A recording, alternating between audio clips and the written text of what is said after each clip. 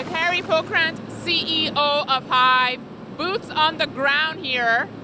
I know we've been at gold mines before. This is my first time really at a crypto plant. So tell us a little bit about what's happening here in Iceland. This was our first acquisition with Genesis Mining. So behind us here we've got all GPU rigs, which are essentially mining mostly Ethereum, but other alternative other currencies as well.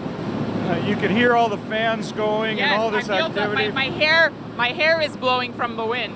Exactly, and it's cold outside and it's blowing through these rigs, and it's quite warm and toasty in here. So anyways, it helps to be in a cold climate. That's why we're in Iceland.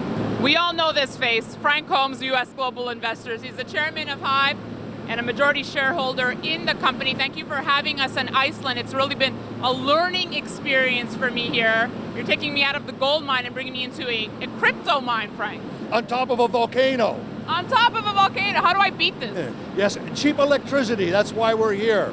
Green energy. It's the least expensive. And you saw some of the operations where they're fueling a complete Olympic-sized pool. If we have to talk all-in sustaining costs, for example, right? How do you calculate that here? It changes daily. Right. Okay, so then your input costs change daily with network hash rates, and of course the crypto prices are extremely volatile, just like the gold price. Well, it's an incredible country, Iceland. What a place, what a setting. It's an amazing country.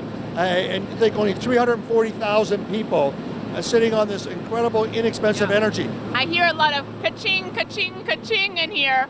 Tell us about the operations and you know what we're producing here on a daily basis. Well, we have 6 GPU cards per rig, and we have thousands of rigs. So every day they're mining coins. Right now, this facility is mining Ethereum and Ethereum-related coins. Some people would say, well, why would I invest in the miner and not just buy the coin directly? Well, a miner is always required in a public blockchain in some capacity. And a miner always has to have a return on capital. If there's no financial skin in the game for a miner, they have no incentive to maintain trust. So do you see similarities? Is it like asking someone physical gold versus the mining stock? Exactly. That's a great way to put it.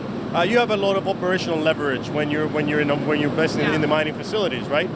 They get the tokens. You know, their margins are roughly 80%, give or take, depending on the day and the hash rates and all this good stuff.